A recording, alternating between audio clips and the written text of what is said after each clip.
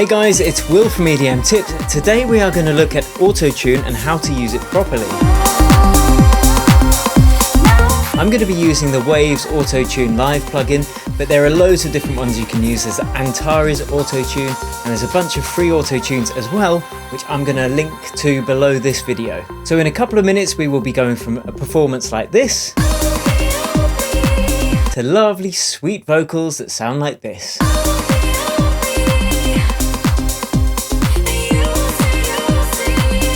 If you have any questions, drop them in the comments below and I will answer. I've also got a free gift for you at the end of the video, so stick around for that. And I hope you enjoy. If you do, please like and subscribe. And without further ado, let's hop into the door and get it done.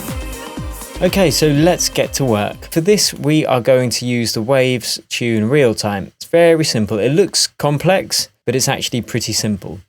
So the first thing you need to do is to know what key that your track is in, and you wrote it, so you've got that information in your head somewhere. I know that this track is in the key of C minor, so this is the default that it opens up on. So all I need to do is first choose C and use the scale that it's in. I know it's in natural minor, and it shuts off the notes that aren't in the key of C minor natural. So if the vocal does hit one of those notes, it gets kind of diverted to the closest note that is in the scale of C minor natural. So let's have a listen to it with speed maximum and note transition minimum. So this is going to be a very pronounced effect.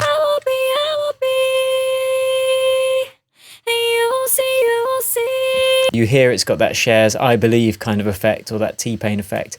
So we don't want that because we're not making trap and we just don't want that effect. You've got a dry wet knob here. So you can dial in the amount of pitch correction that's actually happening.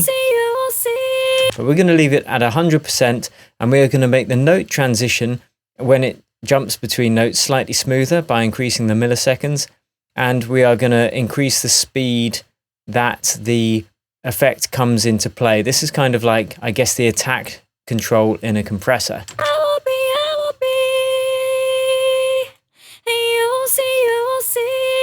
I'm leaving the formant to be corrected, and that's pretty much it. I just leave everything turned off, and let's listen to the difference it makes. We'll find a bit where she sounds a bit out of tune because that'll make the comparison stronger. There, that's a good place. So let's listen to this.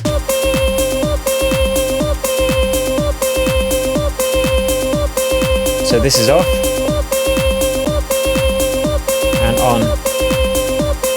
So you can hear that's instantly made a difference.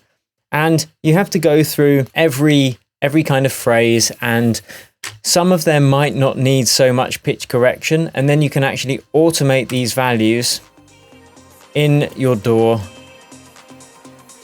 as and when needs be. So if a lot of it is kind of in tune and some parts might be a bit more out of tune, so then you can automate it like that. It is painstaking, and the better the recording pitch-wise at the beginning, the easier this is going to be.